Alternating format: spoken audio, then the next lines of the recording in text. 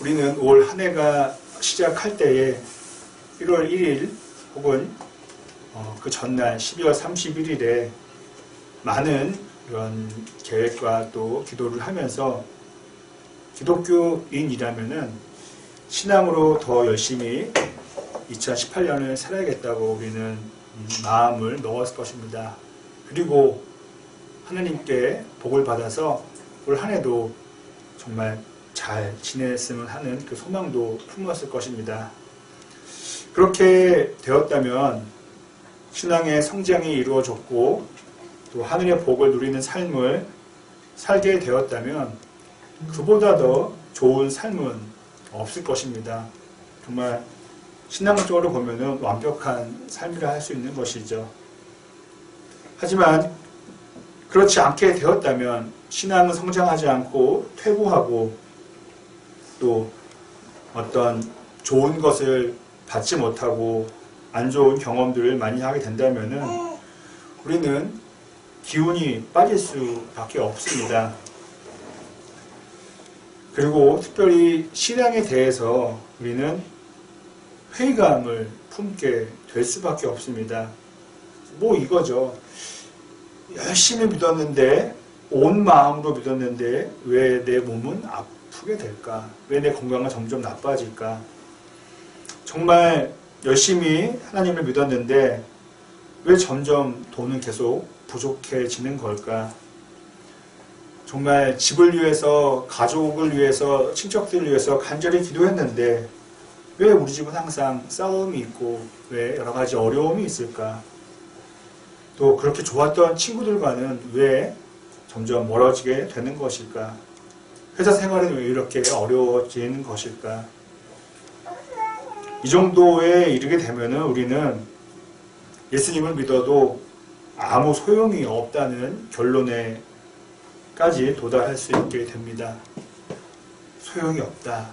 신앙 다 필요 없다라고 우리는 결론 지을 수도 있는 것이죠. 자, 그러면 이런 힘든 시간에 찾아오는 저와 여러분 모두에게 찾아올 수 있는 이 신앙의 회의감을 우리는 어떻게 극복할 수 있을까요? 오늘 본문의 이야기는 저와 여러분에게 해답을 알려줍니다. 예수님의 제자들은 예수님께로부터 직접 예수님의 죽음과 부활하심에 대해서 말씀을 들었지만 전혀 받아들이지 못했습니다.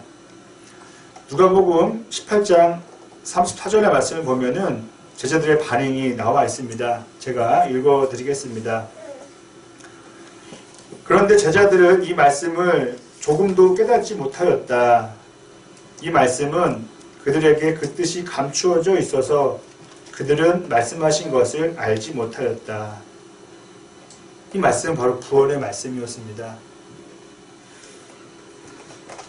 제자들의 이 부활을 믿지 못함은 여기서 끝나지 않습니다. 누가복음 24장 11절을 보면 잘 나와 있는데요. 그것은 예수님께서 부활하셨다는 아는 여인들의 말을 듣고도 그들은 믿지 못해서 이렇게 반응했습니다. 제가 읽어드리겠습니다. 그러나 사도들에게는 이 말이 어처구니 없는 말로 들렸으므로 그들은 여자들의 말을 믿지 않았다. 참 신기하죠.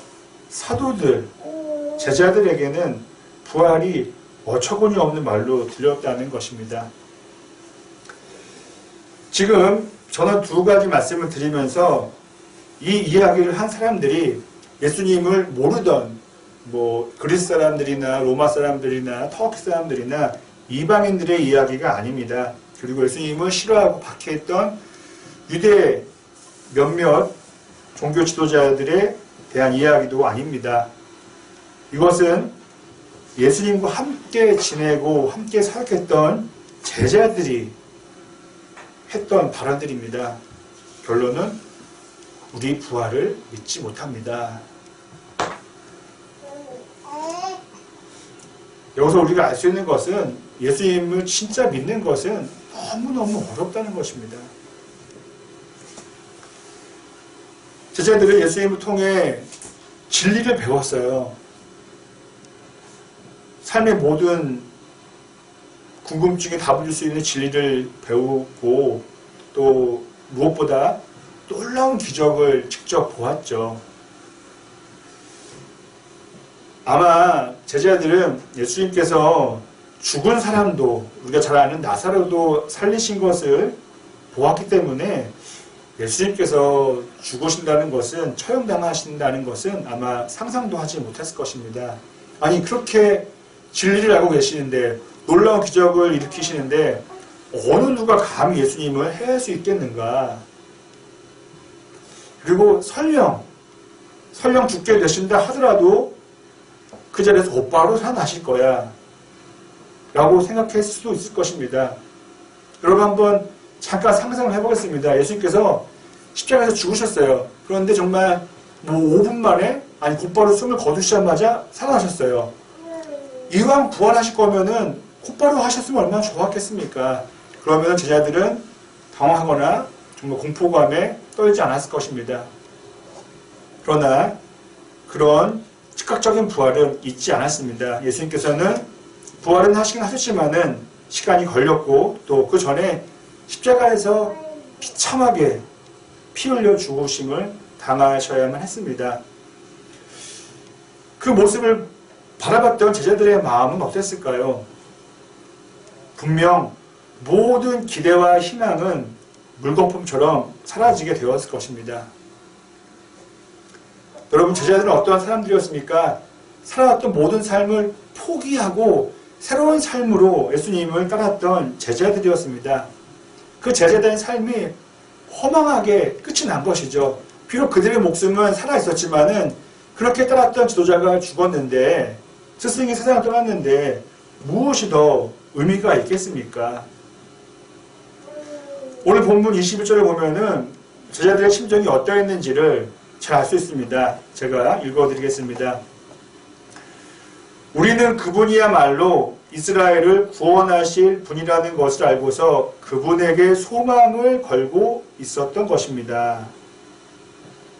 그분이야말로 오직 예수님께만 소망이 있다는 것을 알고 내 삶을 걸었다는 것이죠. 하지만 이처럼 소망을 품었던 이들에게 찾아온 것은 예수님의 잔인한 처형이었습니다.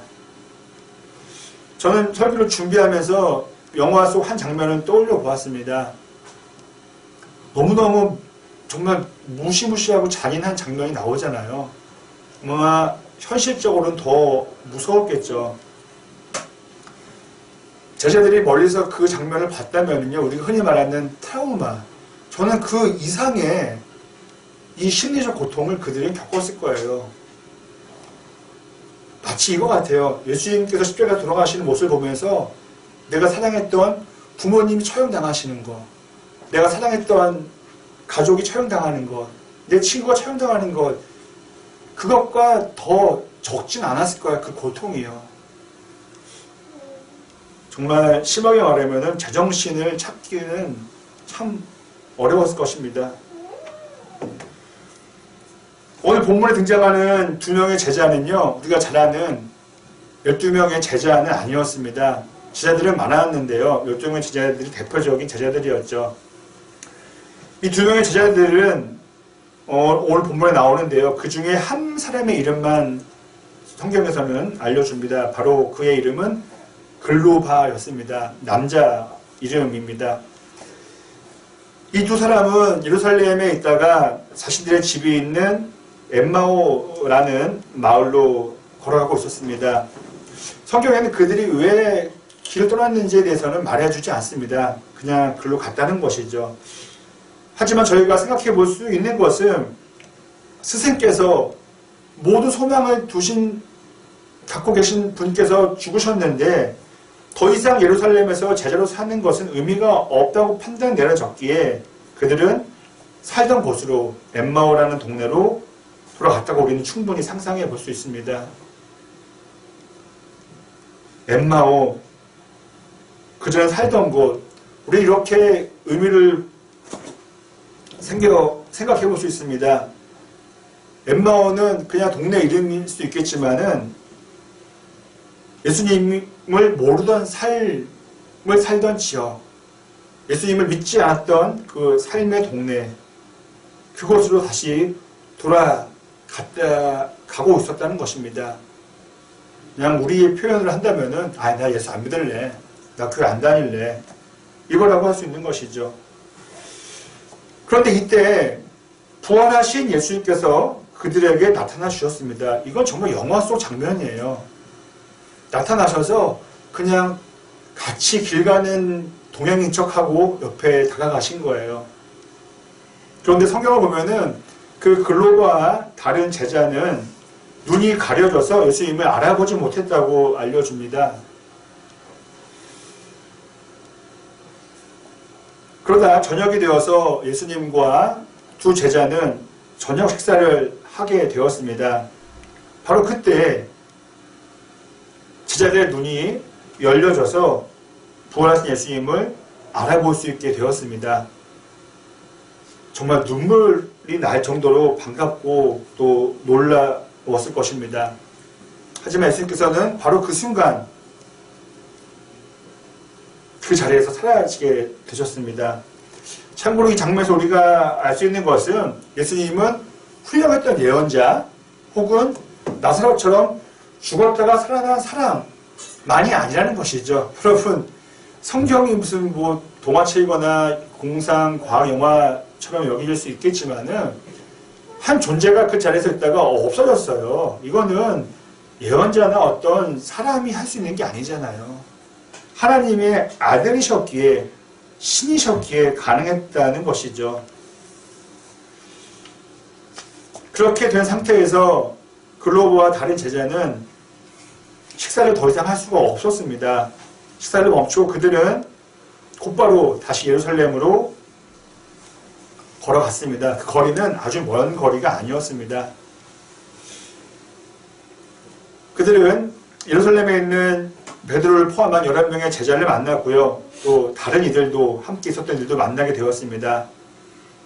그렇습니다. 부활하신 예수님을 만나고 두 명의 제자는 꺼져버린 신앙의 불꽃을 다시 타오르게 할 수 있었던 것입니다. 즉 예수님의 부활은 제자들의 신앙의 부활로 연결되어진 것입니다. 저와 여러분은 이 추운 날 교회에 나와 예배를 드리고 있습니다. 그리고 주일만이 아니라 평소에도 말씀을 보면서 어떻게 하면 신앙으로 살아보려고 노력을 많이 하고 있습니다. 그렇습니다. 우리도 예수님께 소망을 두며 살고 있는 것이죠. 그래서 예수님을 내 영혼의 구원자가 되시고 내 삶의 구원자가 되신다고 믿으며 살아가고 있습니다. 그런데요, 이런 좋은 상태가 쭉 지속되면야 좋겠지만은 이 사람이라는 이 존재의 연약함과 그리고 나만이 아니라 이 상황적인 배경이 어려운 가운데 빠질 수가 있기 때문에 우리는 안타깝게도 예수님께서 십자가에서 죽으신 것과 같은 끔찍한 상황을 직면하게 될 때가 있다는 것입니다. 문제가 해결되지 않습니다. 희망이 보이지 않을 때가 있습니다. 여담으로 제 인생에서 가장 힘든 시간을 뽑으라면은 여러 가지 시간이 있었지만은 희망이 안 보였을 때입니다. 그것만큼 정말 고통스러운 시간은 없었던 것 같습니다. 기도를 해도 아무런 변화가 일어나지 않을 때가 있습니다. 이쯤 되면 우리는 예수님의 죽으심, 이런 부활을 생각하기도 이전에 예수님, 하나님, 이거 아예 없는 존재구나. 꾸며낸 이야기다. 고대 근동에서 만들어낸 이야기고 혹은 히브리 백성들이 이집트나 더 강대한 나라의 문학 작품에서 뺏겨온 존재보다 우리는 생각할 수도 있게 됩니다. 그래서 글로버와 다른 제자처럼 다 두 손 털고 예수님을 몰랐던 삶으로 우리는 엠마오를 향해 떠나갈 때가 있습니다. 성경을 덮게 됩니다. 기도를 하지 않게 됩니다. 교회를 떠나게 됩니다. 엠마오로 향한다는 것입니다. 여러분, 성경의 모든 내용이 다 꾸며낸 이야기예요. 다 이웃나라의 작품에서 복사한 내용이에요. 여러분, 그렇다면 어떻게 성경을 읽을 수가 있겠습니까? 기도, 이거 혼잣말 하는 거라고 여겨진다면 아무도 듣지 않아요. 하나님 존재가 없어요. 그렇다면 기도만큼 시간 낭비는, 에너지 낭비는 없을 것입니다. 기도할 수가 없는 것이죠. 하나님, 이것은 인간이 필요에 의해 만들어낸 허상의 존재다 라고 여겨질 수도 있게 됩니다. 마지막까지 몰리게 되면은요. 그럼 바뀌어지는 거죠. 하나님이 사람을 창조한 것이 아니라 사람이 하나님을 창조한 것으로 여겨질 수가 있는 것이죠. 다시 말해, 신은 없다라고 결론 내려진다면 어떻게 예배를 드릴 수가 있겠습니까? 우리는 엠마오로 향할 수밖에 없게 됩니다. 오늘 본문은 이와 같은 신앙의 모든 문제를 풀 수 있는 그 해답은 바로 부활하신 예수님을 만나는 것이라고 알려줍니다. 글로버와 다른 제자처럼 말입니다. 이 만난다는 거 되게 쉬운 것처럼 보이지만은 내가 직접 경험하는 것이죠. 실제적인 사건입니다. 그렇기 때문에 처음에도 말씀드린 것처럼 예수님을 진짜로 믿는다는 것은 내가 실제적인 사건이 없고 경험이 없으면은요, 몹시도 어려운 것입니다. 아까 말씀드렸잖아요. 예수님의 제자들도 부활을 믿지 못했다는 거예요. 그것은 예수님을 믿지 못했다는 것과 다르지가 않습니다.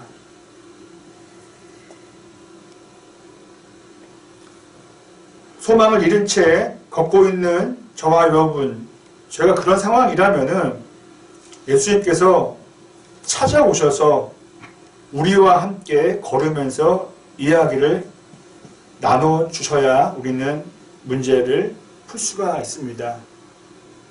오늘 본문만 본다면은 문제의 시작은 예수님께 있는 거예요. 예수님께서 찾아오지 않으신다면은 방법이 없는 거죠.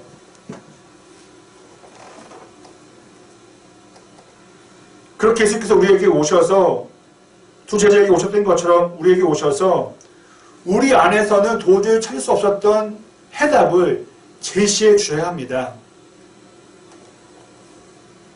부활이라는 답을 주셔야 한다는 것입니다. 예수님의 부활하신 예수님을 본 제자들은 완전히 다 변했어요. 모두가 다 변했습니다. 그들은 더 이상 십자가에서 있었던 예수님의 죽음을 생각할 필요는 없었던 것이죠.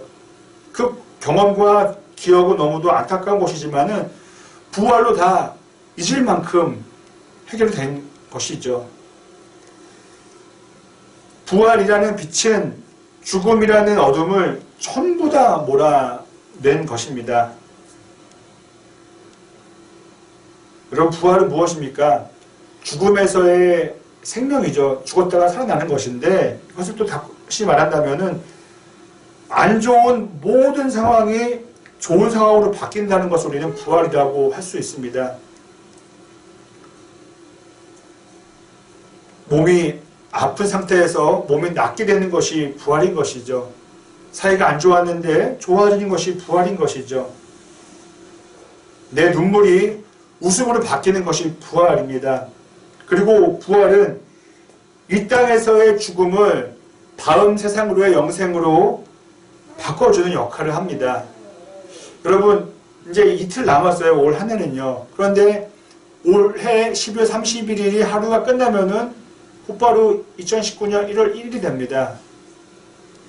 저는 아직 죽어보지는 못했지만은 바로 이것이 죽음의 원리가 아닐까 생각해 봅니다. 나는 2018년 12월 30일 날 죽게 되었지만은 곧바로 나의 영원한 삶은 2019년 1월 1일부터 시작된다는 것입니다. 내 죽음까지도 영생으로 바꿔주는 부활, 이것은 모든 문제에 답이 됩니다. 정말 억지로 영어로 한번 써본다면 이겁니다. The answer to all questions. 모든 문제의 답. 한 해를 마감하는 이 즈음에 목사인데도 불구하고 오래 믿었는데도 불구하고 회심했는데도 불구하고 혹시 저와 여러분들이 지금 걸어가고 있는 길이 엠마오로 향한 길은 아닌지요? 더 정확히 표현한다면은 엠마오를 안 가고 싶어요. 예루살렘에 머물고 싶은데 너무 상황이 안 좋아지니까 할 수 없이 엠마오로 향하고 있는 건 아닌지요? 부디 오늘 본문 말씀에 나오는 이야기처럼 예수님께서 저와 여러분을 찾아와 주시기를 간절히 소망합니다. 그것이 모든 문제를 다 해결해 줄 것이고요. 그리고 우리의 발걸음을 엠마오에서 다시 예루살렘으로 갈 수 있게 움직여 주실 것입니다. 예수님의 그런 찾아옴이 그렇게 해 주실 것입니다.